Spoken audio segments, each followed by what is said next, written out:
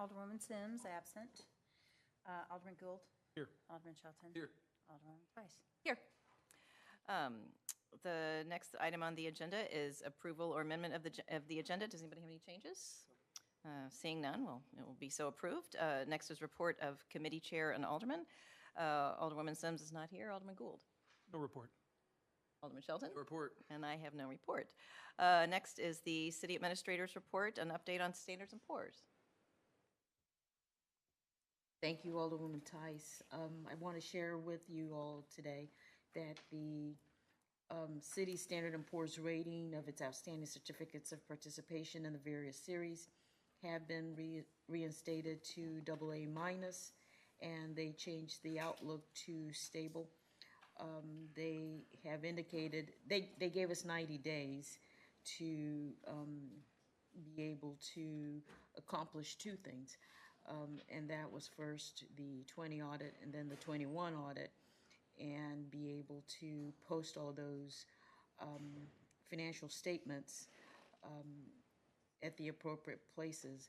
And they stress that it's critical that all relevant financial information and documents, whether it's direct bank loans or debt-like instruments, that the city going forward post them within a timely manner. And we have accomplished that this year, and I believe there's been ongoing conversation from this committee that starting in January, you all would like to see a schedule similar to the budget calendar so that we can better track the timeliness of these reports, and we've committed to do so. So just sharing that with you, and the information is in board docs. And I heard from a lot of the city's investors who hold the 2018-2019 certificate of participation, and it was critical to them that the city get these, the rating reinstated, otherwise they would have had to sell them and then take a loss. So, and they were instrumental in contacting Standard & Poor's as well to make sure that they worked very well with the city, and that happened. So. Very good news after Yes. after a rough year and a lot of work by staff and our auditor. Yeah, so And Robin and her staff, right. thank you. Oh, I was sorry. Yeah, I do have one Alderman. question. So the AA-, what was it prior to? That's exactly what it was. That's what it was? Okay, so we're back at it. All right, good. Okay, next we'll move to department reports. The first is the investment report. We have Brad Lukens, he's the city's investment advisor. However, he texted me and said he's running 15 minutes behind, so we can move on to the next item and then hopefully come back to him. Perfect. Next is the 2021 audit presentation. Andrew, oh, you're here. Traffic is bad. Okay. I did have some materials. I really don't need to share them. I can keep this relatively brief, but They've been uploaded to board docs, so if you've refreshed, you should have them. Andrew, are those the documents that you sent me earlier? Is that the Yeah. report you sent me? It's in board docs. so, I mean, scope of our audit was financial statements for 2021. We also do assist the city with preparation of account reconciliations, things like that. Ultimately, the city takes ownership of them. We just help them compile the data. And then we also provide feedback and then opportunities to improve internal controls. I've given that report on internal controls. That's included within the materials that Kelly will upload to board docs. You know, at the end of the day, we met the S&P's deadline, and that was an important deadline. So I'm glad we were able to achieve that. Overall, the results of the opinion were unmodified, which is the cleanest opinion you can have. So that's good. You know, some of the things to think about as we move forward, and also to reflect on what we can learn from 2021. You know, we did have a lot of corrected misstatements, which was kind of expected for 2021. But as we look forward to 2022, really, I think a big thing for the city is two things. GASB 87, this new leasing standard, we'll be helping you guys with that. And then handling the ARPA money, making sure you're compliant with that funding. So I provided materials to Robin, which break down as to what costs are allowable, the reporting requirements that are associated with it. It's relatively straightforward and easy, but for 2022, we expect that there will be single audit requirements. So that's basically just an audit of how you spent the CARES money. Okay? And I wish I could share this slide, but also as we think for 2022, I did have in here an outline as to what our timeline is going to look like for getting 22 done and ensuring that we are on pace for June 15th issuance date. I leave that as these are dates that were discussed with Rob and Gina and I. Okay, so if you guys have feedback, you want that accelerated, you think that's too quick, we can always adjust and maneuver. But this being our third year of doing the audits, granted we've done 2 of these years in the last 3 months, we do have a good playbook, and we have a good team that's on hand that has an understanding of the city's operations. So, you know, that's in the appendix is also going to be a report to those charged with governance. Feel free to read that. And then the opportunities to improve internal controls, I've included those in there. What I have not included is management's response to those and how they're going to correct them. So I do believe Robin has prepared that sheet. I just haven't taken a look at it, and I didn't include it in my material. So, and I just open up for any questions that you guys have. I kept this relatively high level, but anything you need further, just let me know. Questions? I do have I think it's great. I mean, it's good that we've got a good playbook. I think we do have good staff. I'd say, you know, what do we have as far as any contingencies? As far as I know, we don't have the luxury of having redundancies of folks within the organization that are understanding the process and everything. But I feel like, you know, knowing that sometimes we've missed some of these because of staff changes or anything like that, I think it's good to have a plan for contingency on our internal staff. I'm just curious on if anybody's given some thought to that at all.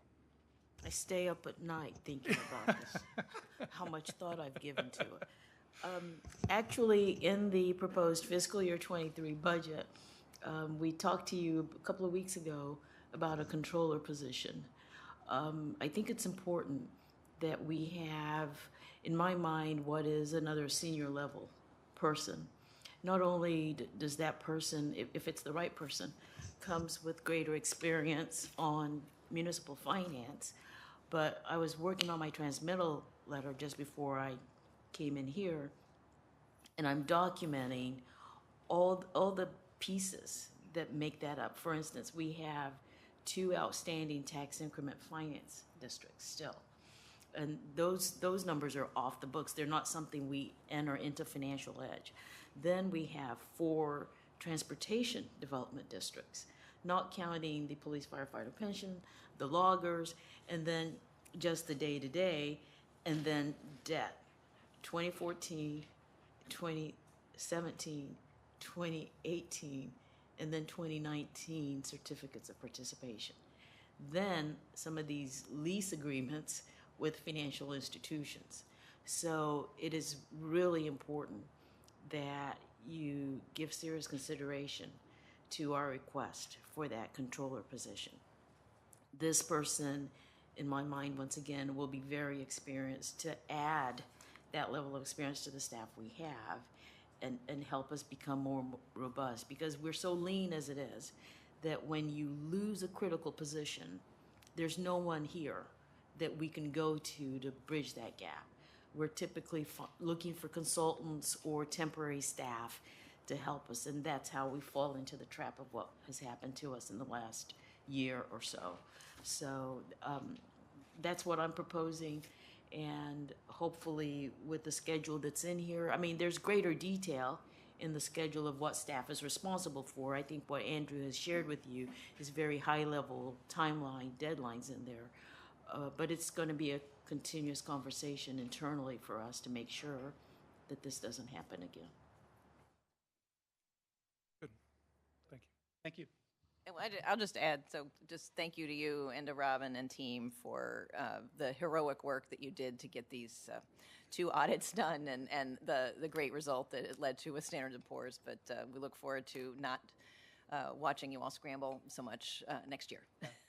No, and this is the first time anyone's ever said audit and heroic in the same sentence. So I'm going to be sleeping much better at night. And it's being recorded, so you can. No, thank you. Yeah. So next up is the financial statement reports. Is that Robin? Brad's on. Oh, Brad's here? Oh, Brad's. You want to go back to? Oh, should we do? Oh, okay. If Brad's here, we'll do the investment report. Welcome, Brad. Okay, thank you. I apologize. It's been a day. Well, thank you for having me. Yes, I'm Brad Lukens, Arbitrage Management Group. Our firm handles the investments for a number of the city's bond reserve fund and project fund accounts. And I think in your packet, you should have kind of an analysis of how those portfolios have performed over time. So I thought I might give you, if there's time for a minute or two, just to give you an investment update on the markets, if you have interest or you like that, or I can just Yeah, dive minute or straight two is into great. That sounds wonderful. Okay. Sometimes to a fault, I feel like I have a heart of a teacher. I like to explain all this stuff. Bola has heard it all before. She can attest. So COVID really reduced our bond yield significantly. And if you remember back then, March or April of 2020, the stock market was doing really well. We got scared because of COVID. The stock market fell significantly. A lot of that money moved into the bond market because people were just scared. They wanted to put their money where it was safe. So that drove bond yields down and the prices up. And you guys, in addition to many of our other clients, were the beneficiaries of being able to sell at opportune times and make nice gains. So we had that happen. Bond yields fell. Shortly thereafter, people started realizing, oh my gosh, we're going to do okay through COVID. And we had a lot of stimulus going into our economy because a lot of people were out of work to sustain us. And a lot of our money moved out of the bond market and back into the stock market, yet bond yields stayed low. And what happened is, as the Federal Reserve had adopted an easy monetary policy to push money into our economy to help stabilize us. And one of those methods that they used to do that was putting $120 billion a month into the bond market. So they were buying bonds, and that artificially kept interest rates low. So it's fantastic for all of us looking to buy cars or houses, all that stuff. It pumped a lot of inexpensive money into our economy. And then we created another problem, which is inflation. So that started to become an issue early 21. Middle to end of 21, the Federal Reserve says, what? We need to start raising interest rates to slow this buying and to slow inflation. So they did that in November. They announced that they were going to taper, which is stop that bond buying program to allow bond yields to naturally rise. And they subsequently, early this year, started to raise interest rates. And so you're seeing that in your personal checking account, money market account, or the city's checking account. The money market rates have risen. The rise of the federal funds rate primarily raises the cost of borrowing. So houses, we see, I think it's like maybe a little bit over 6.5% is the new 30-year mortgage rate, when not too long ago, it was in the 2s. So they're making borrowing more expensive to slow our buying to help curb inflation. The delicate corridor pathway that the Federal Reserve is falling into, is trying to navigate, is slowing inflation enough to stop it, but not doing it too much or too quickly to push us into a recession. And so that's where they're at. In the process over the last almost a year, bond yields have risen substantially. So we started with you investing prior to COVID, and when interest rates were significantly higher, and earned a significant amount. And then we kind of weathered the storm and had to reinvest a lot of that money at what were lower rates at the time. And now we're in a position, happily, that interest rates have risen quite a bit, and any new money that you have that's maturing can be reinvested and take advantage of those higher yields.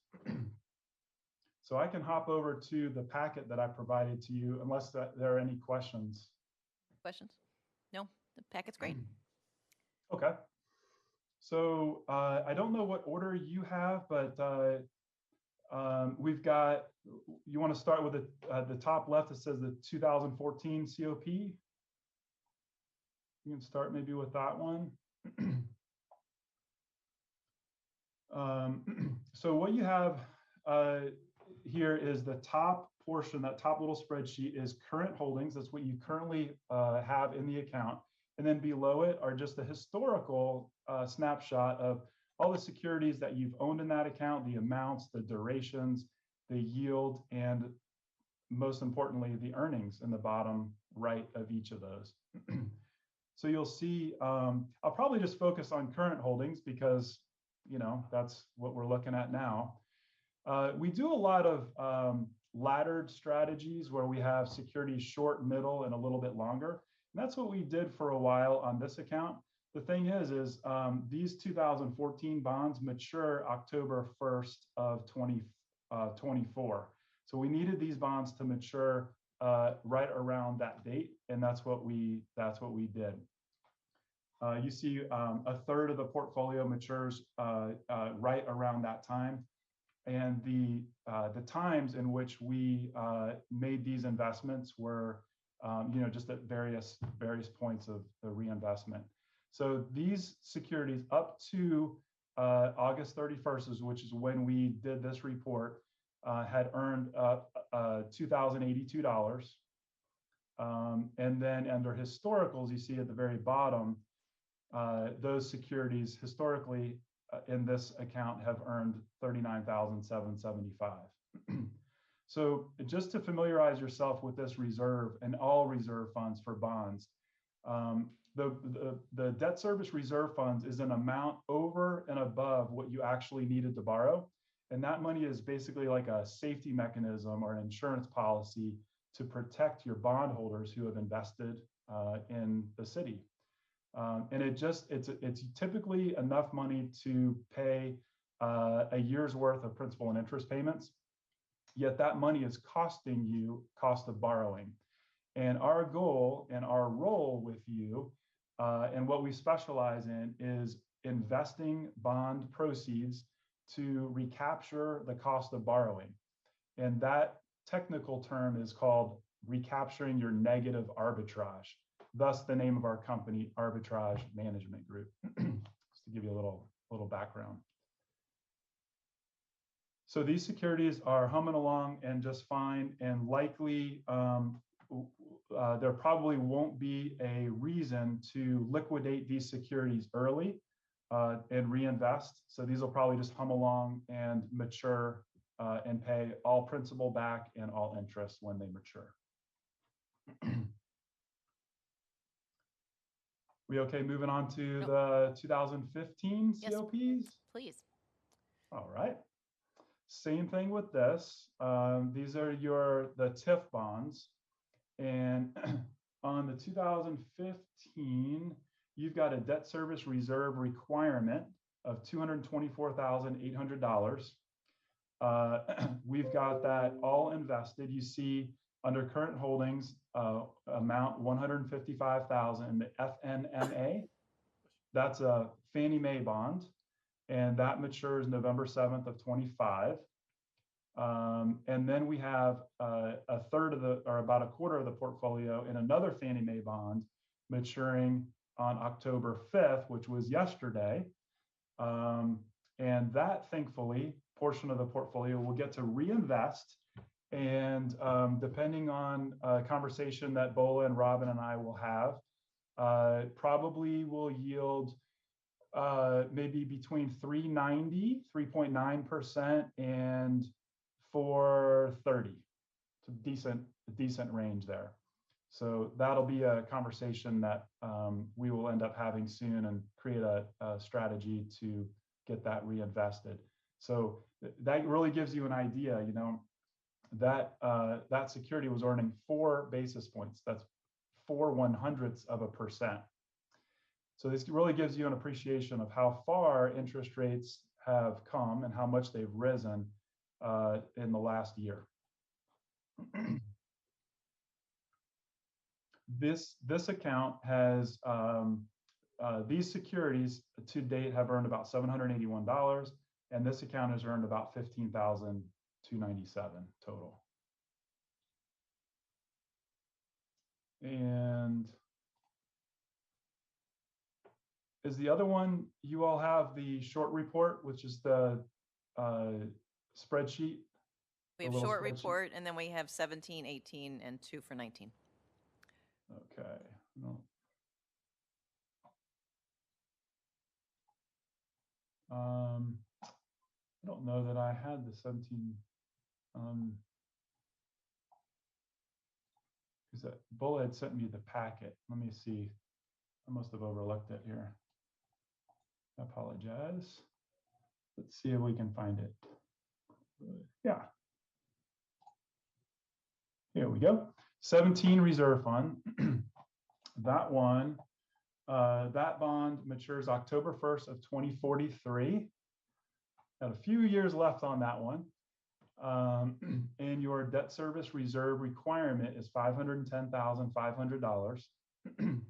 We've got all that laddered out. You see there are securities that mature in 22, 23, 25, and 26. So we have been very fortunate in creating these laddered strategies for you guys and really all of our clients. And the laddered strategy, having securities mature short, middle, and kind of longer term, that protects you in case interest rates rise or fall. If they rise, we have the shorter term securities that are maturing and can then be reinvested at the higher yield. If they fall, one of 2 things would happen. Number one, if interest rates fall, we've got that longer term, higher yielding piece that just anchors the income in that portfolio for a longer time period to allow interest rates to come back. The other, which is what you all have been the recipients of, is a lot of times when bond yields fall significantly, prices rise significantly. And if you already own that security, you can be in a nice gain. And we have been able to identify a number of those over time. And those are those calls that I make to Bola. And I think, Bola, I think I've even pulled you out of a meeting or 2 in those cases to capitalize on that. And I appreciate her availability in those tight moments. So these funds are fully invested. And there's actually one portion, the $158,000 of the Fannie Mae that matured yesterday, which also will need to be reinvested. Bola, Robin, and Craig and I have monthly recurring conversations primarily on the 2019 project fund, the 18 and 19. So we're in very close contact and communication on that. And in addition to this 2017 reserve fund has been invested for quite a while, and it has earned $127,000 under prior securities. Actually, you see on the right side, you know, I mentioned it once or twice about these gains that we've been fortunate to take. On the right column under historicals, you can see some of them say not applicable, others have dollar values there. And so those are additional earnings that we've been able to get for you guys just through active management and monitoring, and Bola and Robin being available. So that is the 17.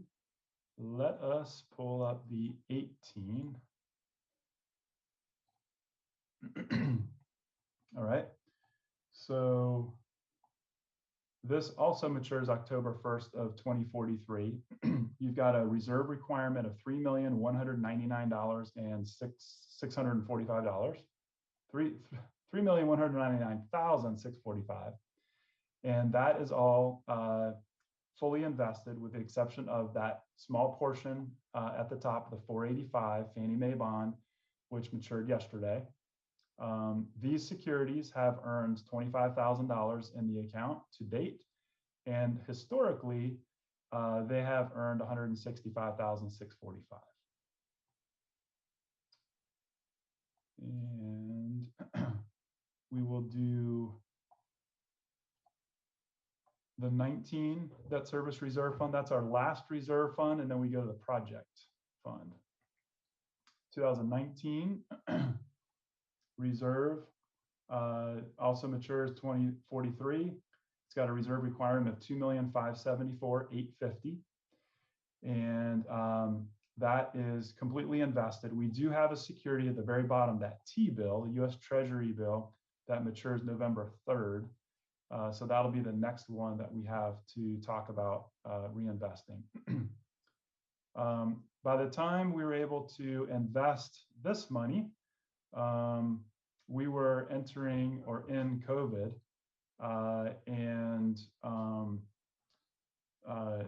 this, unfortunately, this account was the recipient of being, reinvested at lower yields. So you see, this money was invested. Those two securities below, the Treasury bill and the Treasury note under historicals, earned $814, and to date, it's earned $8,517 in the current investments.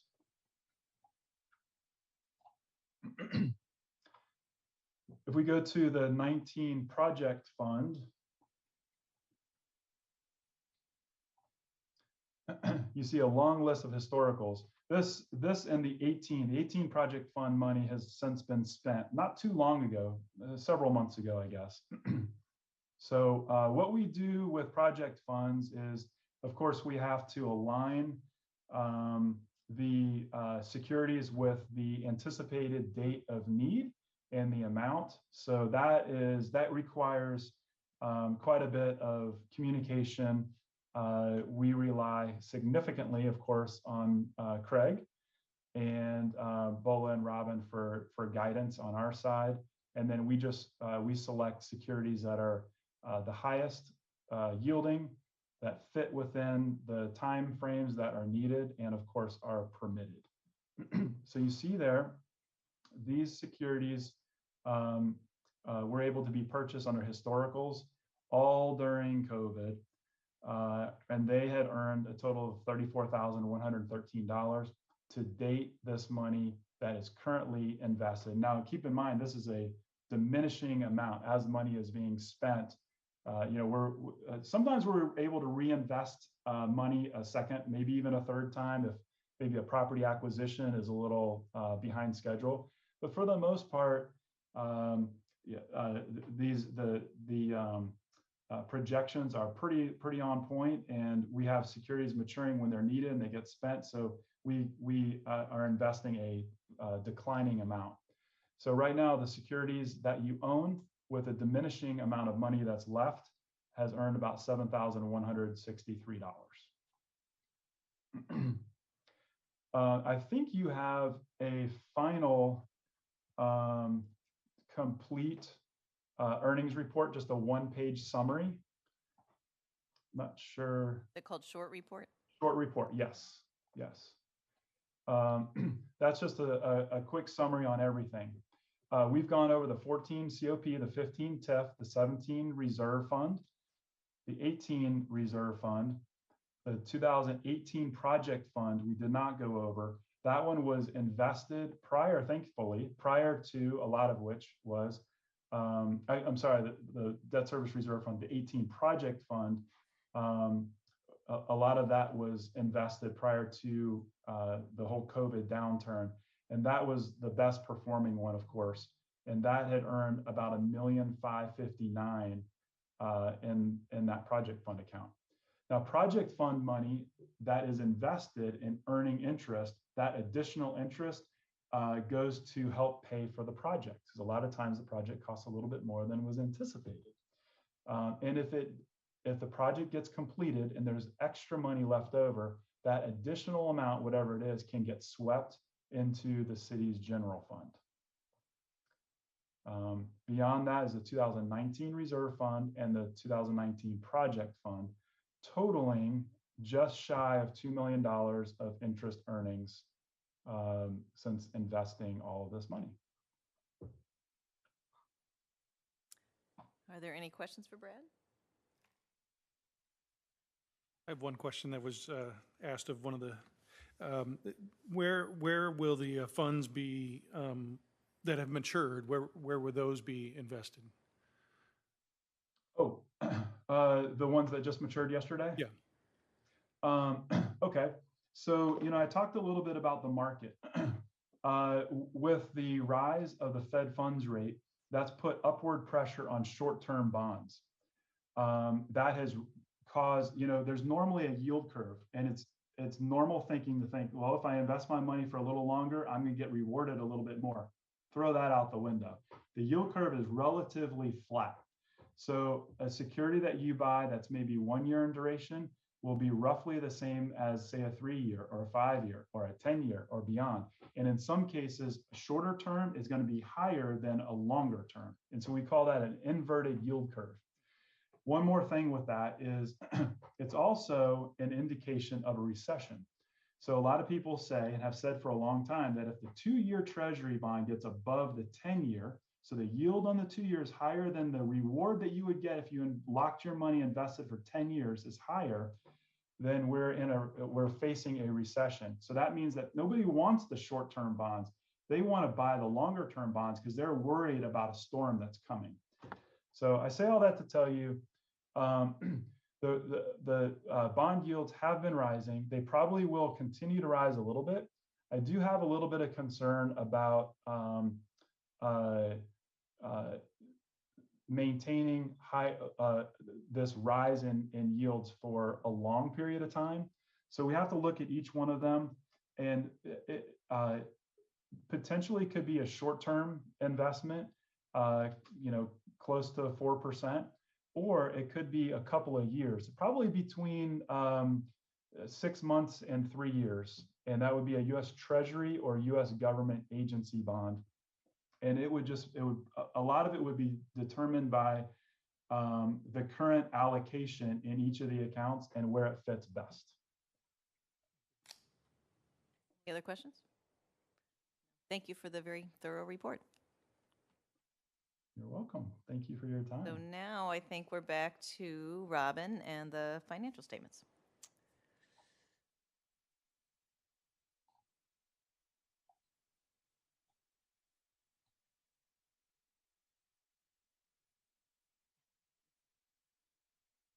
Good evening. Okay, good evening.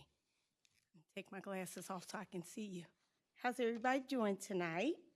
I'm going to be very brief with my report to give you the opportunity to ask any questions you may have. So we uploaded the expense and revenue variance analysis and board docs along with the, the financial statements for the month of August 2022, along with the memo to BOLA that gives a high-level overview and the analysis. Everything is on target. We're spending on target. Some of our revenues have exceeded the budget projections, and we've been talking about that over the last few months. So the overall financial picture for the city for 2022 through August 31st looks good with 4 months remaining. So I'm going to invite you to ask me any questions. Questions for Robin? No, thank you for the variance analysis, and that's super helpful and probably cuts down on our questions because we're able to review the material. So thank you. Yes, thank you. Next up is the consent agenda. The only thing there is the approval of the minutes from the September 1st meeting. Were there any changes to the minutes? Do we need to vote, or can we can I acclimate? So all in favor of approving the September 1st Ways and Means Committee minutes, say aye. Aye. Okay, it will be approved. Next is old business, and this is the Missouri Government Employees Retirement System benefit, otherwise known as loggers. So I think, Yes, are you- I'll take yes, this one. thank you. So the last time I brought this to the board, unfortunately, I didn't have as thorough an understanding of the implications of what was indicated. So I spoke to one of the representatives from loggers at length to kind of go through everything. So I want to see if I can do a better job at explaining what the implementation and overall implications are for our plan. I want to start off by saying part of the reason that our plan has continued to see a reduction in our expense over the past several years is that each municipality that participates in loggers is kind of set up with its own pot of money, if you will. And because of turnover that we've had and a lack of people taking the benefit to its fruition, we've been overfunded. So as we've been overfunded, our costs have dropped year after year after year. So that's why we've seen that steady decline in what our percentage that we are allocating. Again, if you look back at the initial page, at the high point, it was like 5.5%. It's gone down to 4.5 for 2022 and 3.5 for 2023. Now, the $661,000 that was indicated as being our shortfall is basically the cost to bring our current employee populace up to that new benefit amount. And the new benefit amount, just to refresh, currently we pay, we're at the 1.5 level. The new benefit amount, if we were to go there, would be 1.75. Doesn't sound like a heck of a lot, but as an employee goes on, that's an additional 15% that we're adding to what their benefit level would be. So that being said, that $661,000 is amortized over the next 20 years. Now, what they gave us on page 5 of their document was an estimate for the next 10 years. And again, I want to stress that it's an estimate. That dollar figure can change as time goes by. But what is consistent from year to year is the 3.5% additional that the city would basically be paying. That 3.5% makes up the $661,000 and the actual cost going forward of the new benefit plan. If the city were to pre-fund, and I'm not suggesting that they do that, but if they were, for argument's sakes, that $661,000, then instead of an additional 3.5% each year, we would see an increase to our contribution of 1.7%. So that additional 1.8%, or excuse me, a little bit more than that, is what makes up that $661,000. So as time goes by, because we're amortizing it over a period of time, the cost is greater than what that $661,000 would be.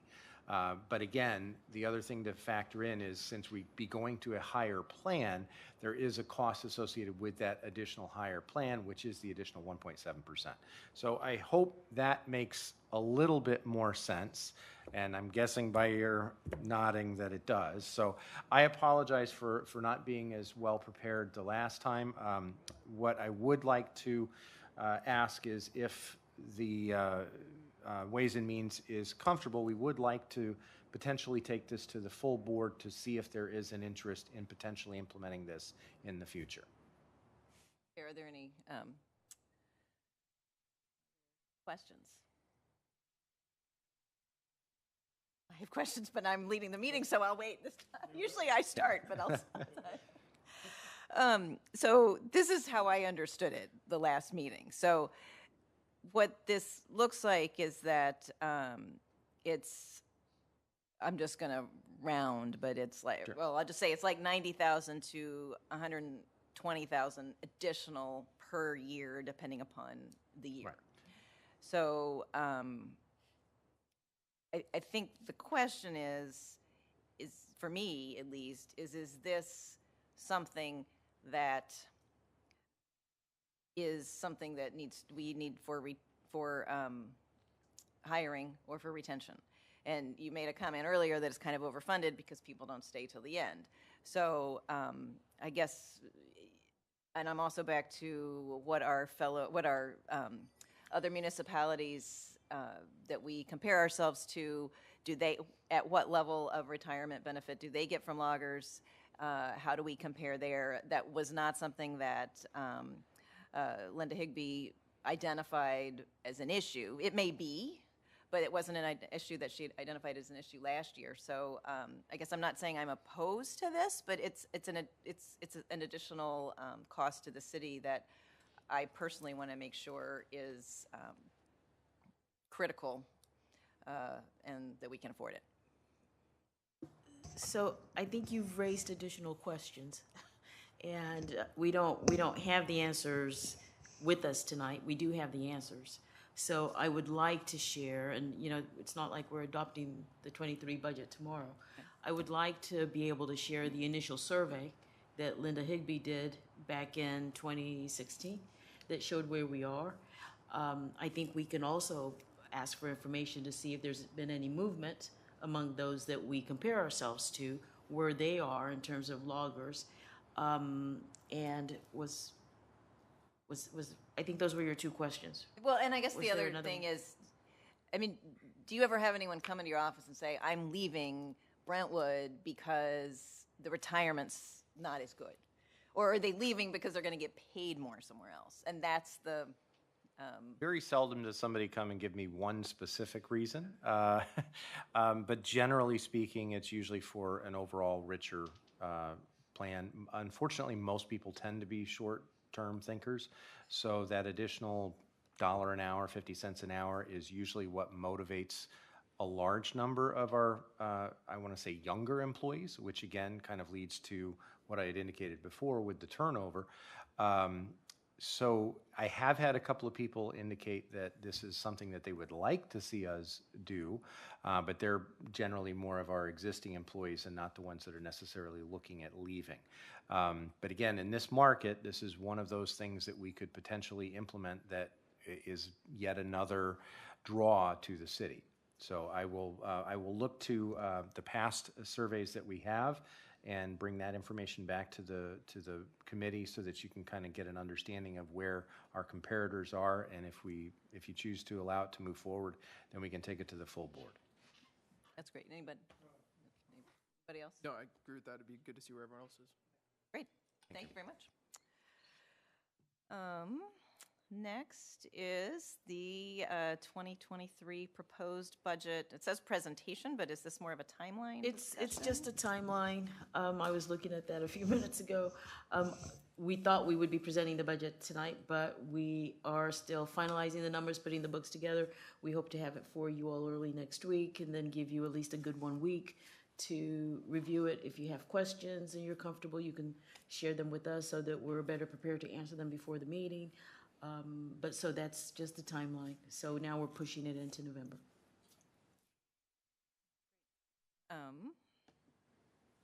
Next is, in new business, is the Missouri Firefighter Critical Illness Trust Fund and Pool.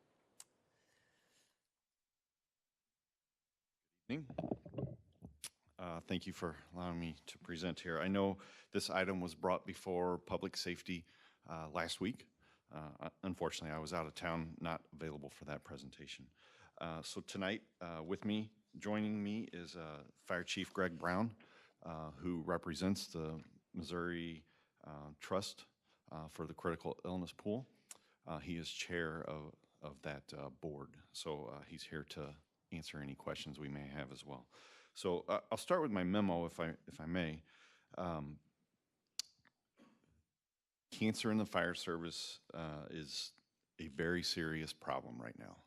It has affected our department. It has affected several colleagues of mine outside of our department. We became aware of this plan at the beginning of its inception. Year one is in full swing now, and there are several participants. We're coming in for year two, and we're trying to add this benefit for our firefighters. This is a policy to cover expenses as quickly as possible for a firefighter that is diagnosed with cancer. I think that's the basic way for me to explain this to you. I know there were a lot of questions about workers' compensation laws and coverages. Chief Brown alluded in that meeting. Unfortunately, in the workers' comp world, when firefighters, the burden of proof is on the firefighter to prove their job caused the cancer. It takes litigation, it takes time. Unfortunately, settlements occur after the firefighter's already passed. So this plan, it's to engage as quickly as possible and to help that family as quickly as possible. What I have proposed is, so firefighters that are eligible to participate in this plan have to have 5 years of service as a firefighter. So our current numbers, we are right at 15 firefighters that this would affect or would be eligible for. So we are talking less than $3,000 annually to start our participation. Even in 2024, we add firefighters to that. We're still under $3,000 at the proposed rates that they've secured for 23 and 24. That's the kind of the high level I wanted to introduce with. Do you have any questions for myself or for Chief Brown? You have questions?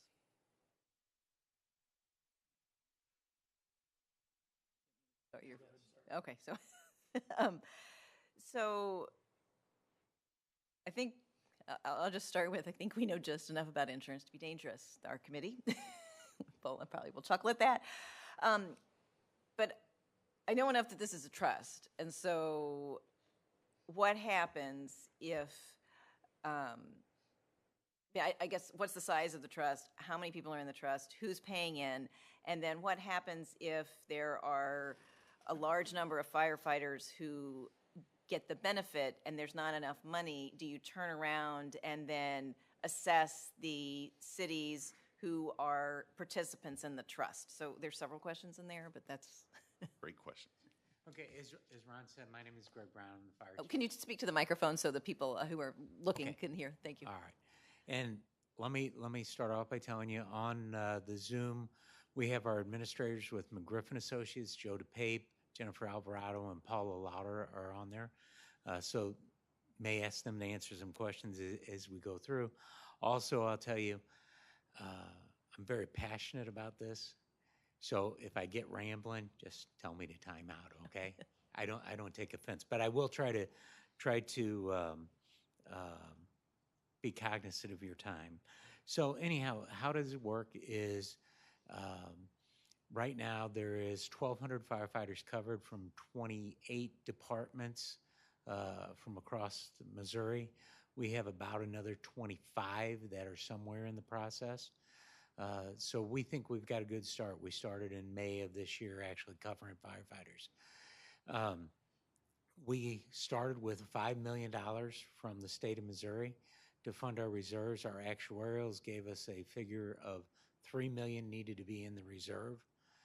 And so we put that $3 million in the reserve. We used $1.5 million to reduce the rates for the first 3 years. And then there'll be $500,000 that's being spent on education and prevention. So based upon the actuarials that were done, figuring, taking, and where we're starting from is Colorado has a similar program that we think we built ours off of. So we feel like we got a pretty good idea on how much instances of cancer we're going to see. So we feel like that $3 million in reserve is enough to start. We'll be adding as we go, and obviously we have a board that's made up along with our administrative staff and our actuarial to constantly keep a watch on that. And we cover 17 types of cancer, and as I'm sure the chief has told you, the incidence of firefighter cancer has gone up exponentially. And in particular, there's a number of different cancers that have been outlined. Those are the ones that we're covering, that the science has shown. And, basically the reason for the increase over the last 50 years is the products of combustion because of the different building materials, the different furnishing materials that our people are exposed to on an ongoing effort. The other thing that we're trying to do, besides have money to help them pay their bills, keep them whole as long as possible, and start our payments within 10 days of a confirmed diagnosis to keep them whole, we're also trying to change the culture of the fire service. If your department becomes part of the culture, or part of the pool, there's 11 items that they have to follow. They're little to no cost, but they're things like doing gross decontamination on the scene, making sure that the firefighters are, get cleaned up, take a shower after they get back to the firehouse. The clothes they had on go in the washer at the fire station. And there's a list of 11. There's also some other recommendations that are more expensive, and they're strongly recommended, but they do a good job in separating those carcinogens from our personnel. The other thing some of the other things that we're doing is training. We've partnered with a group called Detect Together, which is out of Massachusetts, and it's all about early detection of cancers. If we detect the cancer early, through annual physicals, through different testing that's out there, through simple examinations, it is more curable for the individual, and we get them back to work, and they have a long and healthy career, and also besides getting them back to work, late stages of cancer are not good because the idea of them even surviving becomes low. Real quickly, I'll give you just a real quick analysis. Lung cancer, for example. You find it early, stage 0, stage 1, which is considered a 2 to 4 millimeter tumor, stage 1. You find it early. The mortality or their survivability rate is about 93%. Of that 93%, the odds of them coming back to the job are about 100%, almost, and that's based on other comorbidities that they may be looking at. So we get them back to work. They survive, we get them back to work. If you find it late, stage 3, stage 4, their survivability rate is about 7%. Their chance of coming back to work is pretty much 0. Now, the dollars and cents side of it, to treat that early found cancer in the lungs is averages $30,000 to $35,000 to treat. The other side, and that again gets them back to work, and they've got a long and healthy career, hopefully. The other side of the coin is, the late stage cancer. We're going to spend $250,000 to $500,000 to treat them, and basically they're probably going to die. So our goal is, one, support them while they're going through it, get them the money there so they're not worried about fighting with workers' compensation, dealing with attorneys, dealing with cancer doctors, and then worried about what's going to happen to my family if I don't have a paycheck coming in, and all that stuff down the line. Let's get them whole, get them taken care of, provide that support, but also let's change the culture. Let's do the things to protect them. Let's do the things to prevent the cancer and detect the cancer and get them taken care of. And then your guys' job as Ways and Means is going to be making sure those pension funds are fully funded, because hopefully they've had a great career serving the city of Brentwood and have a long and healthy retirement. I'm going to keep asking questions, and I will preface it by saying both my parents have died of cancer, and so I'm like, it almost makes me tear up to hear you talk about that, but I'm still going to ask questions because I think our job is, as Ways and Means Committee, is fiduciary, so I'm going to keep asking questions. So you mentioned something about the first few years, there's $1.5 million that helps reduce the cost of the insurance. So what are we looking at in a few years? What would the cost be per firefighter or to the city of Brentwood? It'll be looked at on the board, and the board is made up of fire service professionals and fire service researchers. So we're gonna do everything we can. My department, we've joined. We're part of it. We're gonna do everything we can to keep the cost as low as possible while still being able to provide the benefit. To give you an example, right now, the first year, and we're almost to the end of that first year because we're lining everybody up for for January 1 to start. But that first year, we discounted the rate for a $300,000 policy for a career firefighter at $118 a year, and it's in the packet. I know you guys have seen the packet. That fully burdened rate to cover that is about $320 a year for that $300,000 rate for that career firefighter. That includes amortizing for our, for our reserves. And then back to my earlier question about the reserves. So I'm glad to hear this, that there is money originally from the state, but if there's some huge number of firefighters, I'm sure, and maybe there are actuaries on the phone or on the Zoom. But what happens if it goes down? Are you going back to the participant cities or fire districts for additional money to fund if the reserve? You pay the pool annually. Mm-hmm. So if we come back and say, oh, we miscalculated and there's a big disaster or whatever, you can pull out. But I'll ask Joe DePape, who's our administrator with McGriffin Associates. Joe, you wanna touch on that answer?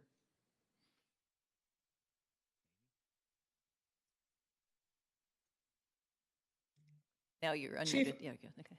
Go ahead.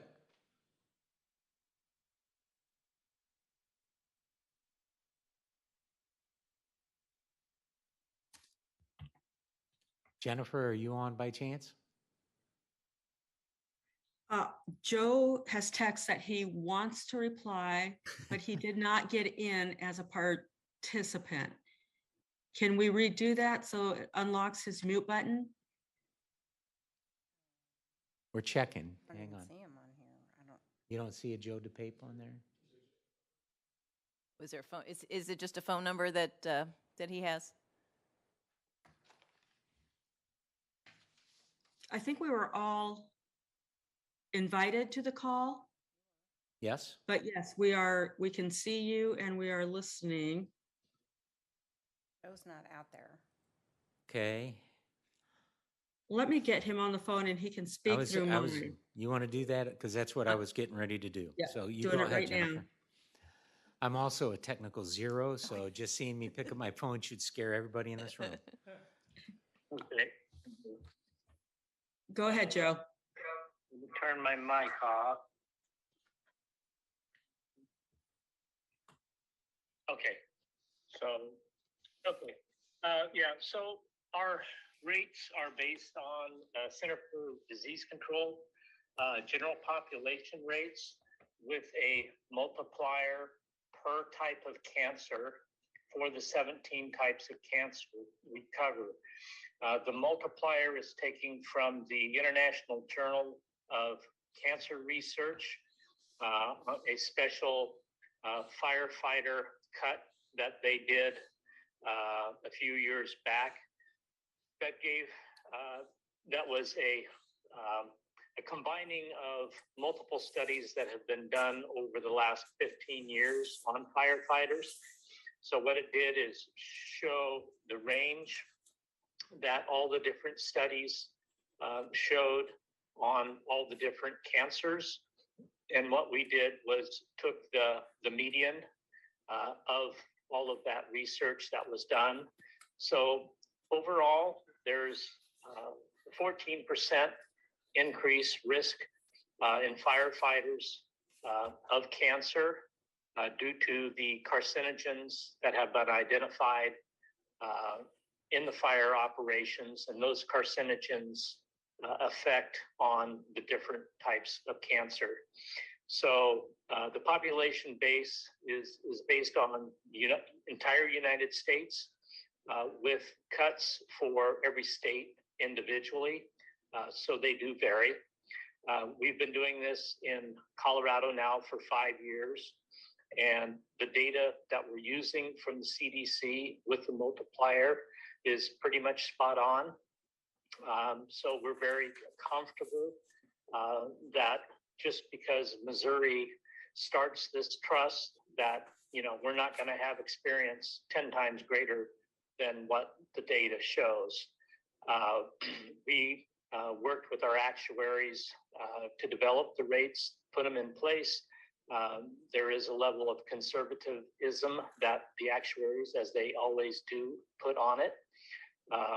And with our experience in Colorado, we're very comfortable that the rates are adequate. What the $5 million from the state allowed us to do was not have to charge the members for the capitalization costs. Capitalization costs typically run 20 to 30% of what the break-even costs are, which includes the claims costs as well as the administrative costs to run the pool. So we don't have to charge the capitalization charge. Now, also the capitalization charge when we budgeted out was based on 5,000 participants. Currently, to date, we only have 1,200 participants, and those participants are only participating in the first year for 50% of the year. We just started up in May. So essentially, what's going to happen, excuse me, that will allow us to continue to subsidize rates for an additional year or two, depending upon which subsidy the trust chooses. Right now, the subsidies are 50% for the first year, 40% for the second year, 30% for the third year. Okay, so what I assume the trust would do would be to continue the 30% subsidy out until the funding, the 1.5 million, has been used up for whatever period of time that may take. Yeah, so I think we are way overfunded at the moment as far as capitalization. Now, the good thing is that the members have the opportunity to review the financials every year. You can look at that, what's been used, how much has been laid, and you can figure out how it's going and whether or not we have enough cushion to make it. Chief indicated what the fully rate was. When you get your invoice every year, it will tell you what the unsubsidized rate is, so that you know when the subsidies go away what that rate will be. And so, you'll know. But right now, what we're looking at, because the greatest subsidy is in the first year, and it's so unutilized that it will just work to extend the benefit of the subsidy for more years. Right now, we have the subsidies locked in for 3 years, and then the board will determine year 4. They'll take a look at it and determine what they're going to do moving forward. And I guess maybe I have a question for Bola. How do these rates compare? I mean, there's nothing like this. Correct. That we have through Slate, but how do these rates compare to? I mean, I guess there's not similar coverage, but yeah, is there a comparison that can be made to other rates that we pay? I have not compared it, and I understand your question because it's our experience. We start off well, and then we have a couple of bad years, and then we have a negative fund balance, and because we have a good fund balance for health care, and the rates are low, and we don't have as many claims, we're discussing the Slate board, and a decision hasn't been made on what do we do to correct that. Is there a special assessment? So it's a valid concern that the city has. Absolutely. So what is the certainty or uncertainty that this will not or may happen to the city in the immediate future? Well, first of all, again, as Joe said, that we've used the actuarials and we've looked at the data, so we think we're in a good spot. Your maximum exposure is you pay the first year, or you pay your year, and if you want to get out, you can get out. But what if the city doesn't get out, and 3 years later there's a need for a special assessment because there's been more claims paid out. If there is a need for a special assessment, that will go before the membership and show what it is. And everybody will have the opportunity, if they don't want to pay their assessment that year, they don't have to pay their assessment. There's no penalty for getting out? We're not obligated for the years that we were in there? No, there's no penalty. So then, You're in as long as you're there. Even if we have a member who is receiving the benefit, They're gonna be paid out the way our schedule is set up based upon the type of claim it is, the type of cancer, the stage of cancer. There's a number in a matrix Right. that will go up to whatever level their award is scheduled for, up to $300,000. So you buy in at $100, $200, or $300,000 level. We pay that out. If it's over a certain amount, it's paid out monthly, so it's amortized out. So as soon as we get that claim in, it's a valid claim, we start paying, they'll be paid out in about 3 years anyhow.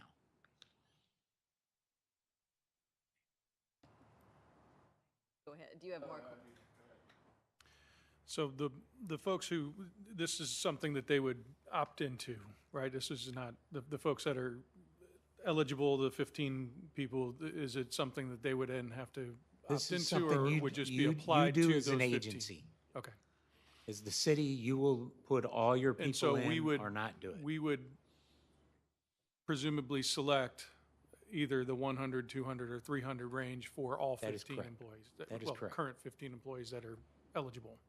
That's correct. Okay, so it doesn't fluctuate based on, It seems that most of the districts and/or municipalities that have joined have selected the 300, is that correct? That's correct. Yes. There are more cities in the Kansas City area, when I did the survey, who have joined, and I did get responses from others who were taking it before their board. So if you're looking for mass, because this is relatively new, It is very new. in the St. Louis County area, I think we only know of Hazelwood and Kirkwood that have joined. They're in the process. We're anticipating my next question. Oh, good. Because I always ask that. Yeah, and if you go to our website too, the members are on there. There's also a lot of good information on there about the trust, how it works. All the stuff I talked about with like Detect Together, all that's available, whether you guys get in the trust or not. Because again, our goal is we're a bunch of firemen. You know, I put the wet stuff on the red stuff. That's how I started this job. But this is an important thing. So we're there to share the information. If somebody buys in to get that group together to cover each other, that's what we're after. I have a quick question for Chief. I know this was in your summary. I can't find it. You mentioned there are 12 things that the city would have to do. We are already adhering to that? We that already, okay. it's already in our practice, yes. Thank you.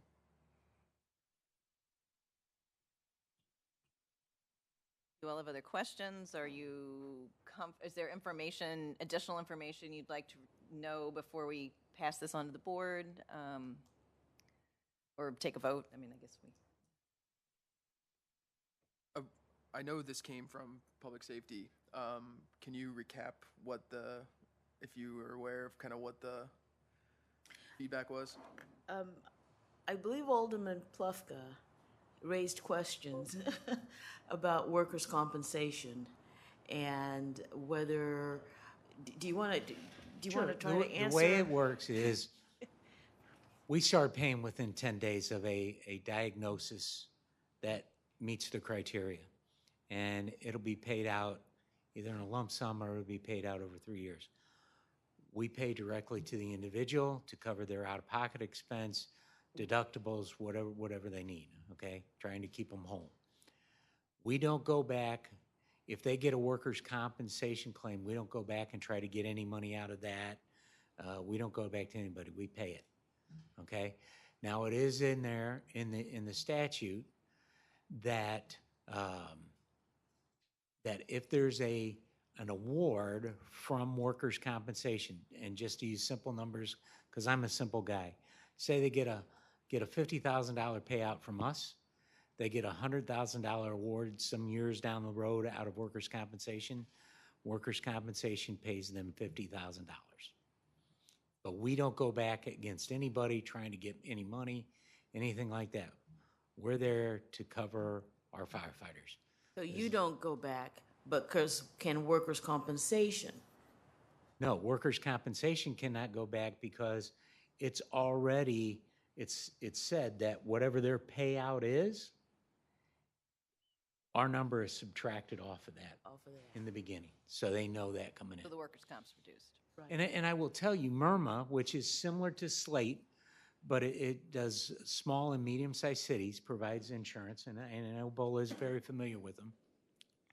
They've been one of our partners in this for the last 3 years. This process has gone on for about 10 years because we started, and again, I'm starting to get on my soapbox, but I'll be good, Bola, I promise.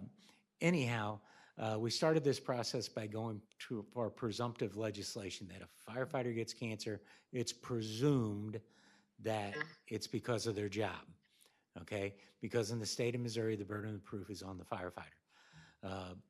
We couldn't get that through. It wasn't gonna go.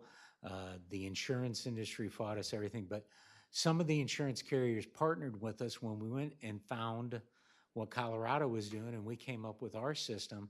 MIRMA's one of them, MEM's one of them, MOFAD is one of them. But anyhow, MIRMA, what they're doing is they're paying for any of their member agencies, and they've got about 1,300 firefighters that they cover, career and volunteer. They're paying 75% of the premium the first year, 65% of the premium the second year, and they're paying 50% of the premium every year thereafter. So there's the carrot. The other thing they did is they put a stick in it. Next year, when they give their bills out to their member agencies, if that member agency has decided not to join the pool, they get a debit or an assessment that is basically equal to twice the amount of what their premium would have been. That's how sold they are on it. We're working with MEM, we're working with MOFAD to see if they can do something, because MEM realizes the benefit that if we take care of these people as they're going through, we're there for them the whole way. That's going to help them and take care of them throughout the process. So that's what we're trying to do. There were additional questions that the city attorney asked. Did we have an answer to all of those? Are they in your memo? I believe They're in your they've memo. been uploaded Okay. into your packet. Yes. So it may not be able to be answered because you're so new, but maybe there's some precedent from Colorado. Has it created any problems with workers' compensation decisions, where maybe they don't receive a positive decision of workers' compensation because they've already received a benefit from somewhere else? We don't receive positive results from workers' compensation as far as firefighters filing cancer. The way the current law is set up in the state of Missouri, there's been one firefighter, it's called the Gladstone decision, that prevailed in court with their claim. I don't consider it a win because it happened 4 years after the individual died. Sure. I will not tell you that this is a successful program until we can look 20 years from now, and not only are we taking care of our firefighters that are stricken with cancer, but we look at the overall rates of cancer in the fire service and the other things that we're doing, changing the culture, the things you're already doing, has changed that outcome as well.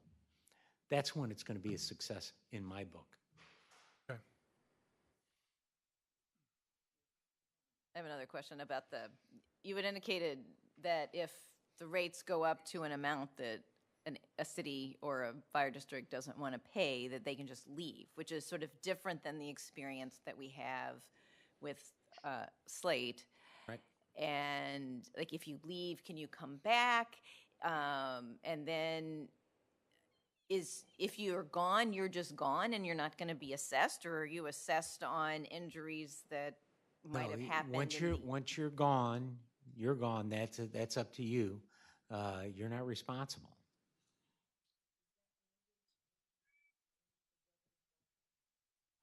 Joe, how is that addressed in our paperwork? Yeah, that's correct. We don't do, we don't hold a means of assessment. There is a provision that the attorney asked that Carl responded to in writing, I think just yesterday. But the question is that it seemed to say in our trust agreement that if a entity left and you had claims outstanding, that the entity had to stay in the pool until the claims were paid out. And that wasn't the intent. So Carl was going to look at that and make necessary amendments because that wasn't the intent. And I didn't actually look at the language myself, but I had never heard that that argument or concern about. So I'm not sure how that came about, but I know that wasn't our intent. And even if it was, if you had a firefighter with a 300,000 with a full limits payout, the payments would extend out over 3 years. But where your entity is looking at $3,000 a year in payments to be a member, I mean, that payment of $3,000 a year, having to maintain that for 3 years would be a small fraction of the benefit that your firefighter was receiving of $300,000. So it shouldn't be a huge concern. The question was not, would you pay an assessment? So there's nothing in our trust agreement that says, hey, you have to stick around until you pay the $300,000 off. The only wording that was in question that we were not aware of, and that Carl's taking a look at to change because it's not our intention, was that you would have to stay in the pool until that 3-year payment had paid out at your rate, because we don't do experience rating of $3,000 a year for 3 years. So the only liability in question is a $9,000 liability where you would have received a $300,000 benefit, or your covered individual would have received a $300,000 benefit. But that was not our intention. We don't feel that's the way we drafted the wording, but your general counsel brought that up. And so we're taking a look at that because that's not the way it was intended to be written. Yeah, that was never the intent. So again, Carl Scarborough is our attorney. He's out of Odessa, up by Kansas City. He's had a 30-year fire service career / being a lawyer as well, and then he went into full-time law practice, and he drafted our documents with the Division of Insurance. So it is not our intent, it is not our belief that that is the case, but he's verifying that because of the question that your counsel brought up, and nobody else's counsel's seen that, so we'll figure out. Leave it to Kevin. Yeah, that's good. What does the process say that needs to be changed, amended? Does it need to go back to the legislature? No, it's the that's members. something that the board can take care of, and we just would have to get it approved through the members and through the Division of Insurance. If there does need to be change. Make changes in the policy language. So as long as it doesn't interfere the board has the with the decision. Division of Insurance and their guidelines, the board has full discretion to make changes. The only thing that would even have to go back to membership is if we change the intergovernmental agreement, which this was not part of. What I can tell you as the chairman, anything that gets changed, the membership's going to be fully made aware of. We're doing this together. This is a team effort. And we have received more than sufficient funding from the state of Missouri in the $5 million grant that we got to do this in order to cover all of those issues. That if we started up a normal trust from scratch and everybody had to contribute, contributions, then that would be a worry. But we are right now in our infancy overfunded. Until we get to the point where we have 15,000 members of the 27,000 firefighters. If we reach 50% saturation, then the funding we might have to be a little more cautious about that. But at a funding level of 1,200 employees to 5,000 employees, we essentially probably have 3 to 5 times the amount of surplus as what would be required.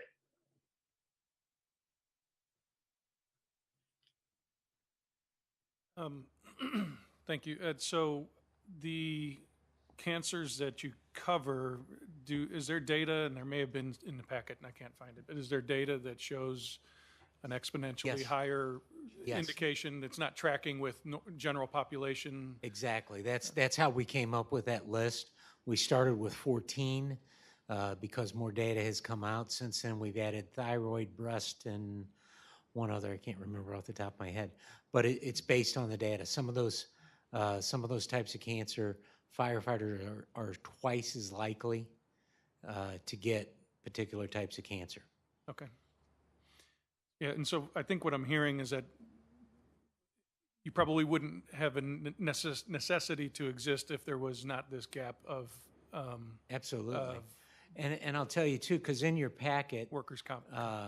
Firefighting's been reclassified by the World Health Organization and the International Cancer Research Association to a Group 1 carcinogen profession, which is the highest rate.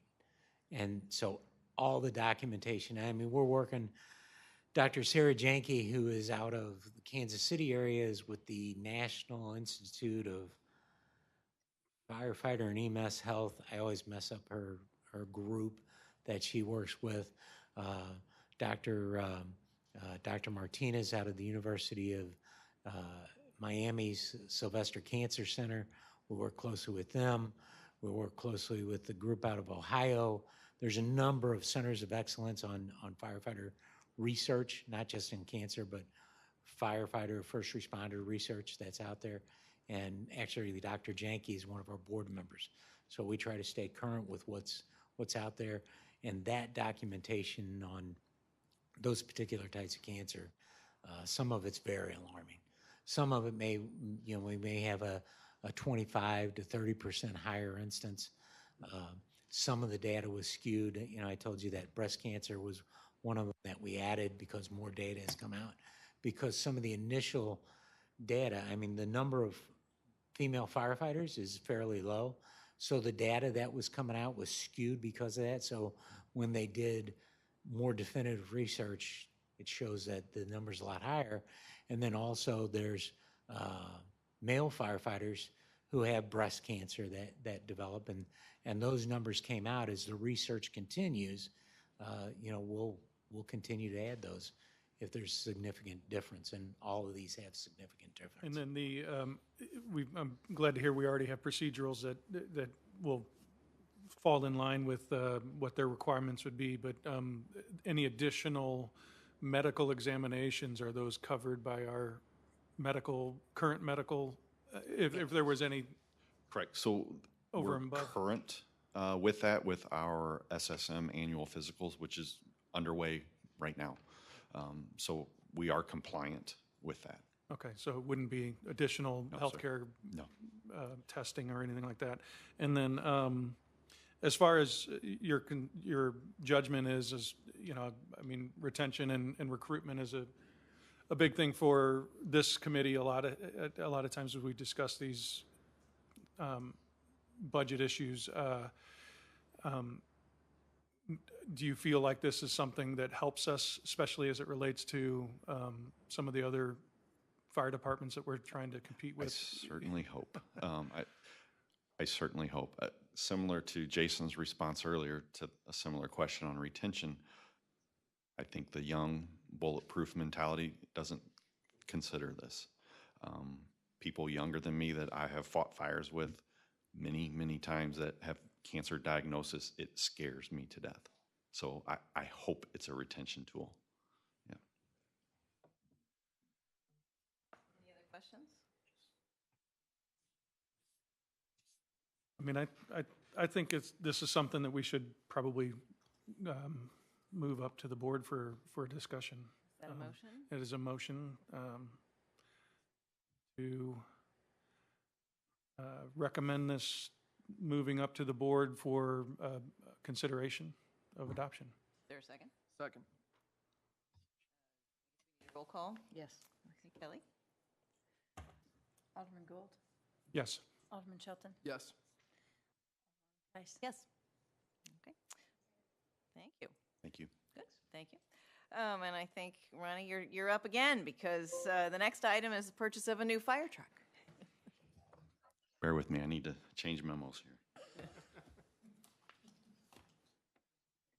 And thank you. He left the room, but thanks for the attendance and thanks to Chief for attending and those on the call. Thank you. Okay, thank you for this opportunity as well. Starting with the memos again. Earlier this year, February 3rd, I sent a memo request to the city administrator seeking to form a committee to build specifications for a replacement fire truck. Chief Curtin had a replacement of a fire truck in the 2022 capital improvement plan as part of the city's budget. That was delayed due to the COVID cost restrictions, if you will, at that time, cost containment. And conversation with him and I, that was an easy decision. Let's delay this. That truck was 20 years old at that time, so let's push this out. The industry for fire truck manufacturing has been turned upside down. Don't know how else to explain that. And so we started doing research earlier this year, understanding longer lead times to get equipment. And we also talked to some leasing companies, how can we obtain this? What we learned early in this year was we were looking at a 2-year build time. So from the time we sign a contract, we would not see delivery for at least 24 months. So we took those terms to the leasing companies and was trying to find financing options, and only one company at that time, PNC Bank, offered deferred payments until you receive the truck. So that really caught our attention, Robin and I's, and why make lease payments when we don't even have the equipment and it's operational? As 2022 has evolved, interest rates have changed, this target has continued to move. We have been informed late September that the lead time for this truck is a minimum 28.5 months now. So we are looking at some point in 2025. Now PNC has raised their rates significantly and would not guarantee a rate for any longer than 1 week. So we took some of that information, not all, to other lenders to try and negotiate a lease agreement. Commerce Bank came back favorably. They came back meeting the same terms and beating the interest rate significantly. So in the updated memo to Public Safety dated September 28th, we do have financing secured from Commerce Bank.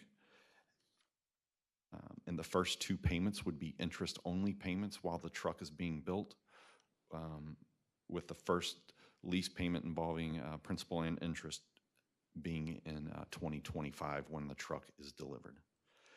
That does put replacement of that fire engine at 23 years.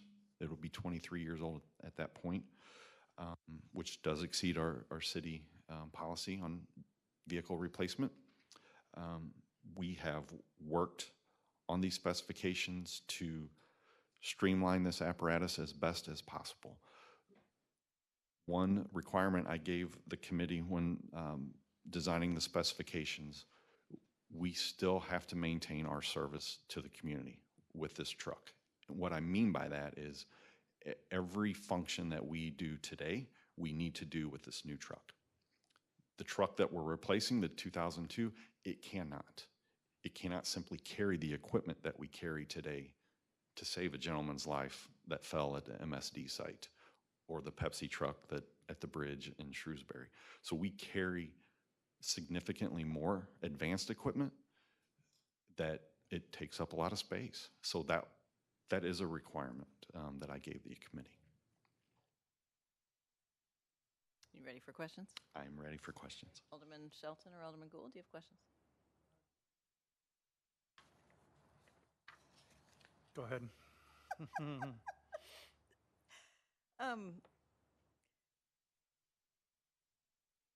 So one of my questions you answered, which is about safety and the timing of this. So I know it was, Bull and I talked about this because I didn't even see this in the capital budget. And I'm like, why is a fire truck on our discussion when it's not in the capital budget? And it was later in the capital budget. Correct. So when it was pushed off from the 2022 budget, Correct. Where is it? I brought my book, but like, where did you push it to? It was 2024, correct? This is where lease. Very last page Of the, yeah, and of the CIP. you told me and I wasn't. It doesn't break it out by fire, police, the different departments. It just groups it as debt service. Oh, it's dead. Okay. Yeah, so It it's was in the very lease last. payment for starting in Right. 2024, correct? Okay, so in 2024 or 2025? Is this? What was proposed was to start the lease payment in 2024, but with the industry changing, knowing we couldn't receive the truck in 24, that's why you see the proposal as is today. Then presumably then do we sell the 2002 fire truck? Yes. And this is a really expensive truck, so how much do we anticipate getting for that old truck? That's a very interesting question. Historically, those trucks would bring in about $30,000. But what I can tell you, the market, trucks that were damaged in St. Louis in the recent floods, they've been totaled. So they have to order new trucks. Takes 28 and a half months to build a new truck. So the demand for used apparatus has significantly increased, as you saw trucks being flooded in Florida during the hurricane. Florida is one of the largest Pierce customers, that state. So that's part of our competition to get a truck built. So I don't know what the value is going to bring. Historically, they're pretty low. And then I also know, we haven't seen the budget for this coming year, but I do know that I'm assuming you anticipate additional capital needs because of Brentwood Bound. So how does this particular truck fit in with that? And are you postponing any of those issues to come up with, because this is more money than we had, so are you postponing anything there? And if you're not postponing anything there, are we taking money from some other part of our budget if we agree to buy this fire truck? I can only speak for my department. I cannot speak for the other departments sitting behind me right now. As of right now, no, I'm not postponing any other capital expense due to Brentwood Bound. So can Bola help me out here? Repeat that? I'm not deferring any other capital expenses due to Brentwood Bound. Some have been pushed out a year or two. Okay. I apologize, I'll clarify that. Yes, some have been pushed, but we're still reasonable on the replacement. So for instance, what is in the 2023 capital expense? There's the truck and then the equipment that goes with it for purchase. Correct, some of the loose equipment, some. Right. Yes, and that's it. I think that's your biggest, only capital. Correct, it is. Exactly. So other vehicle replacements we have pushed. Radio replacements we have pushed. But we're not eliminating or We're just deferring. Just deferring. Correct, yeah. Okay, so I will say from the citizen standpoint, I hear it more on police, but also on fire. Like if something happened to someone on a trail, somebody fell and couldn't move, how would you get to them? And do you need a vehicle to get in there? We do. But that's not in You the mean budget. what is it called? The UTV. UTV. Yes. UTV, Yes. but that's not in the like. So That's we off. continue, correct, it is. We continue to work to get that. We find ways. We applied for a grant once. We continue to seek funding opportunities for that. We do have some mutual aid partners a little further away that may have one available in emergency need. But yes. So, I guess big picture question. I know there's lead time, and are you ordering this because of the lead time, or are you ordering this because you think this is the most critical capital item that you need in the next year or two? Say the next 2 years. Is this the most critical capital item you need? Based on the industry, I view this as critical. The way the industry has changed, availability, price increases. I have colleagues that have trucks that they're seeing price increases continuously, and so yes, I'm trying to compete with the market of the fire truck and secure a replacement for our fire truck. Our 2002, it's been a great asset to our department, but each year we have to put a little bit more and a little bit more into it. So that's what I'm trying to compete against. Perfect. Okay. Well, I'll stop now and let my colleagues ask their questions. So, do we know how much of the interest cost would be for next? Correct. That is on the document labeled fire 9-year interest only. And so $48,840 in 23 and in 24. And then so this won't hurt any budget items like, protective gear or anything like that, right? Correct. You've had, 'cause I know in some years past, you've had to kind of Correct. deal with some older equipment for firefighters. Yes. Okay. Yeah, I mean, I think it's a big expense. I do understand why you're nervous about letting this continue to wait. I mean, if it went from 24 months to 28 and a half months and interest rates are growing, and I mean, I get why you're wanting to bring this to the table. It's just it's a big ticket. And I know other municipalities, I mean, we do have brand new one, and this is our reserve truck, is that right? So then, Our front line is a 2014. So it'll have 11 years of frontline service once this one arrives. okay. So the idea is that this one then becomes the primary truck, Correct. and the Correct. other one goes as our reserve truck. Okay.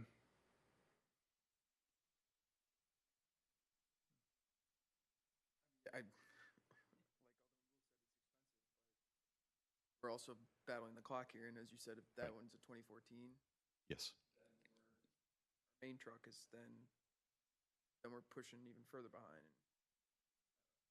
Correct. And so a couple of things on the price point. So discussion and what the committee looked at. Can we build a smaller truck and have a secondary pickup truck or trailer? And the cost still comes back to this point.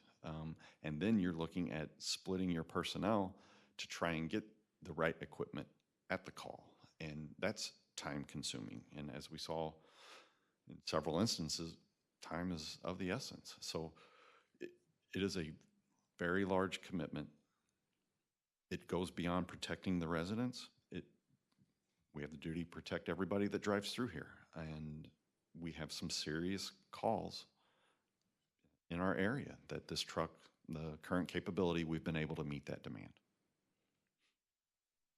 Oh, please, please. You'd mentioned that told the committee you wanted to do everything that our current truck does. Is there anything that we're foregoing that we would need to have or should be having that we're, because of where we are, we're just trying to, like, we're not just bare bonesing this to get what we had kind of thing? No, and what we are really taking advantage of the advances in technology. The battery-powered equipment for fire service tools and equipment has come light years since our 2014 truck has purchased. So generators, for example, we don't need those extra generators, extra motors, which is extra maintenance. So we've eliminated those types of items from this apparatus.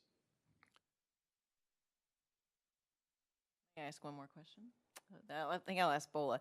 So this isn't singled out in the budget, but how much larger are these payments than what was planned, and what impact do you see this having on the capital budget? And I don't budget process, unless if, Eric, you have it. I know that interest payment started at 29. Correct. And then it went to 48, then 52, and now it's back to 48 because we then entertained another financial agency, because initially it was just PNC Bank. And who is it now? Is it Commerce? Commerce. So we were able to get Commerce to willingly come to the table and negotiate. And the only reason why we're bringing it up now, rather than just waiting in the budget process, is because the interest payments keep on changing. And so the payments we don't start making that until 2025. Correct, and we And started I think at it's 190. 178,000 was initial, and we're up to 200,000 now. Is it now 200,000? So, I mean, obviously, when you have restrictions because of Brentwood Bound, which is critical, what we first did was do the revenue, take out all those debit service payments, and then what was left was then what we are dispersing amongst the departments. So you all have always known that it would be tight. The only other option is is to go into fund balance. But I'm not sure that I would recommend that. So. And there's no money left in Prop P for. No, anything. Prop P is zero now. Yeah, so when we started the budget process, we had factored in $190,000 for the payments starting in '25, with about, I forgot how much it was, about $48,000 for interest for the next couple of years. So the interest number has actually come down, and the cost has gone up to $208,000, like Chief said, so it's increased about $18,000 a year. We've factored that into what we will be presenting to the Ways and Means at the next meeting. So we've already factored in the new cost. Great. Questions? Questions? Is there a motion to send to the board the purchase of a new fire truck? I'll make the motion to forward it on to the board for approval. Is there a second? I'll second it. Kelly? Alderman Gould? Alderman Shelton? Yes. Alderwoman Tice? Yes. Okay. Now we're on to a request to purchase a new police vehicle. So we're want to hear about lead times, interest rates. We don't have that problem. I know. We do have problems, though, and it is related to the automobile industry. And of course, BOLA has asked that all of the departments limit our budget going into next year. So typically, back in 2018, 19, sorry, I don't remember if you guys were here in 18. I don't remember. Anyway, we actually, the police department had to walk the aldermen through our vehicles and have them get in them and see the condition of them. I was petitioning BOLA to keep our fleet fresh because it's so vital for the performance of the department. And it's really rooted in an officer safety issue. Our guys and gals use these cars often at high rate of speed now. We are regularly getting hits on our flock cameras now that involve pursuits. So the condition of the cars that the officers use are very important. Right now, we're averaging well over 25,000 miles on our vehicles per year. So at the industry standards for example, St. Louis County Police Department and Missouri Highway Patrol, it's 3 years and 60,000 miles. Right now, we have 3 patrol cars that are over that. So keeping the fleet fresh is really important. In an effort to try and keep the budget restricted going into 2023 and purchase what we typically ask for is 4 cars, BOLA has asked that we only do 2 in next year. In order to do that, I kind of countered her with, would you consider allowing us? Always does that. We all do. It's not just me. I've never done a budget adjustment since I've been here since 18, but I'm asking this year that we consider a budget adjustment. That money would come out of our contractual area, and the reason for that overage in that area is ECDC budget. It's a moving mark for us in the police department. We never really know what ECDC is going to charge us on a quarterly basis. Their budget is opposite of ours, and there's variables in there, especially going into next year with both Shrewsbury and Webster Groves possibly leaving ECDC. Shrewsbury already has. So we don't know what that trickle-down effect's going to be on our costs. So as we look at the budget going into 2023, and that's why in 2022's budget, we have some money left over in the contractual area. That is that ECDC build-in that we put in. And we're asking that a 4th car be purchased in 2022 and not purchase that 3rd or 4th car next year. It would allow us to stay at 2 cars next year. The other thing that exasperates this problem and again, it's not quite like a fire truck. However, we ordered 3 cars from Dodge in the beginning of this year. It was canceled in April. They came back in April and said, sorry, we can't fulfill your order. So we started scrambling around, Jim McIntyre and I, we can't find a police car to buy. Even with money in hand, there's nothing to buy. It's pretty amazing. So we were able to order 3 from the Chevrolet dealership on the state contract, which right now the Chevy Tahoe is at, I think, $37,000 or $8,000. That's about $7,000 or $8,000 what they're going to be next year more. These cars are going up about $8,000 a piece, whether it be the Durango, the Tahoe, or whatever we use. So this would give us an opportunity to stay in the 22 budget, where we would save at least about $7,000 or $8,000 here. The other factor is that used cars have gone up obviously tremendously, and the police cars are getting more money on MyGov. A lot agencies, similar to what Ronnie told you about the fire trucks, there's agencies that can't find cars, so they're buying used police cars off of MyGov on a regular basis. So I don't know what these patrol cars and command cars that we're going to be replacing this year will bring, but there will certainly be a nice check coming in for the 4 cars we sell on MyGov. So what we're requesting is a budget adjustment for this year. I talked to Robin from Finance, and she's, if you looked at the most recent memo, she adjusted this memo today. We have about, after everything anticipated being taken out of miscellaneous contractual for this year, we would have about $95,000 remaining. We're asking the $50,000 be moved into the capital budget so that we can purchase that 4th car and then not buy any more than 2 cars next year. Questions for Chief?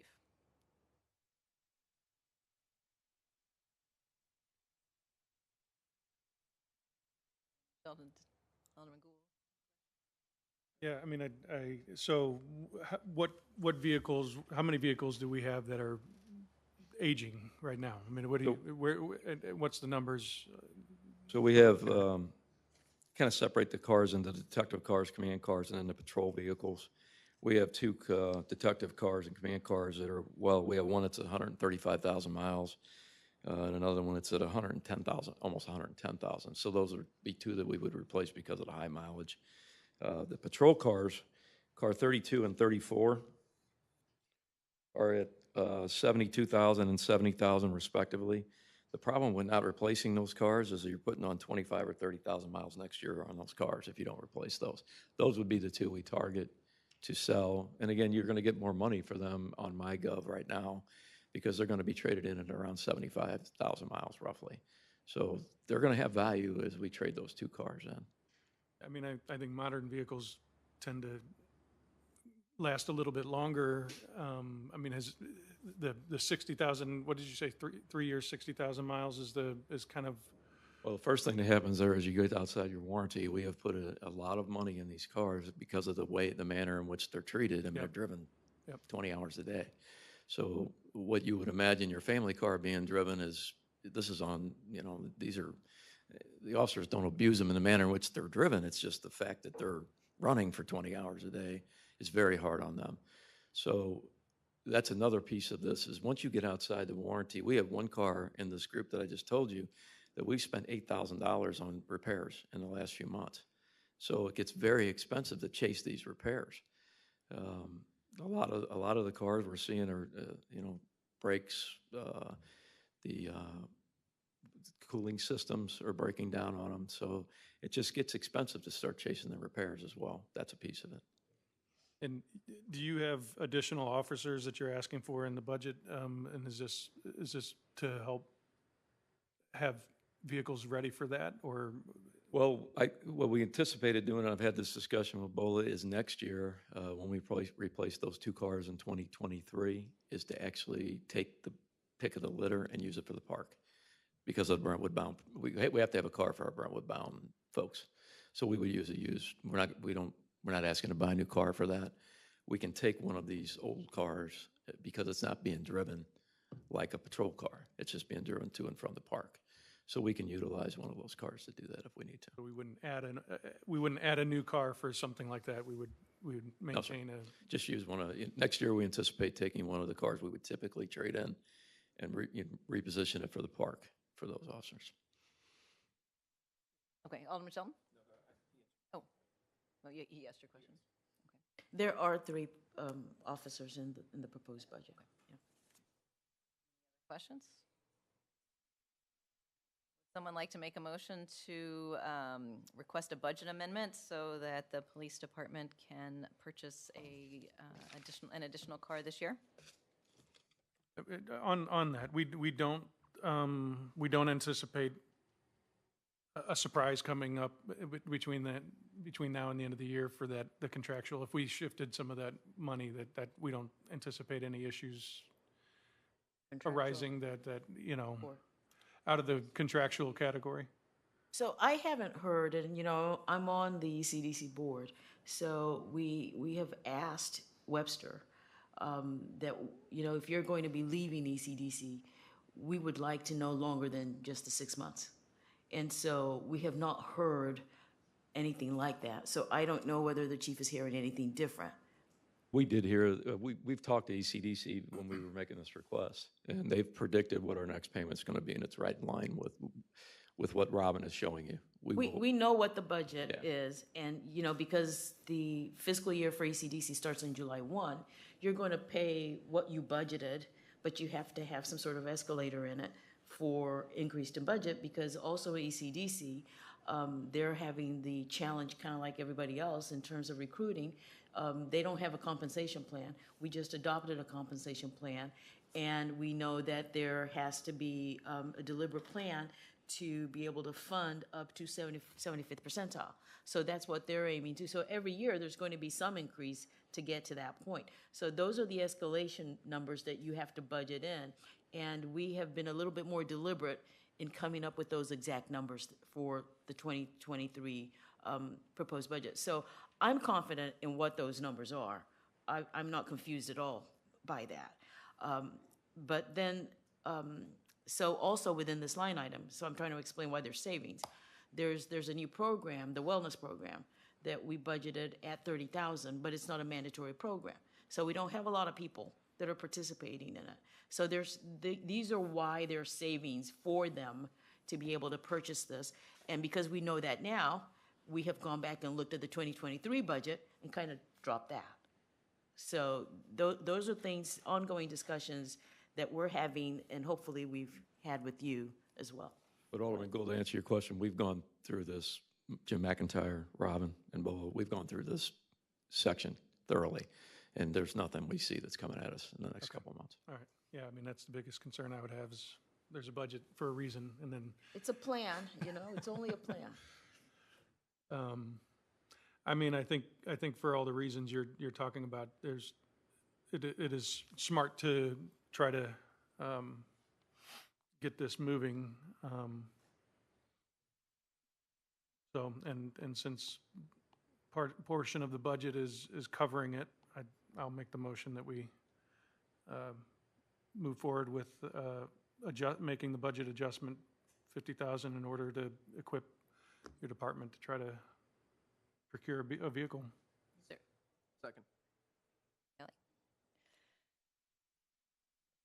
I guess Sorry, it has to just go to the making board notes. for approval. Yeah. That's what I mean. Yes. Alderman Gould, Yes. Alderman Shelton, Yes. Alderwoman Tice. Yes. And that passes. So the last item in new business is an ambulance bill settlement request. I'm thinking this might be quicker than the last two discussions. This will be the quickest of tonight, I hope. So this is per our ambulance billing policy. I have received a request from an attorney for this patient who we provided services to for a reduction in their bill. It is a 1/3 reduction for originally $796.62. Their proposed settlement request is $531.08. I recommend we accept the reduction. Questions? Settlement. Second? Can we do this by voice, or do we need? You can do it by voice. All in favor, say aye. Aye. Aye. Thank you. Approved. Citizen comments. I don't know if anyone has hung on long enough for this very long meeting to make a comment. I don't see anyone in the gallery, and is there anybody online? No. Then, seeing no further business, this meeting is adjourned, and I'll not bang as loudly as...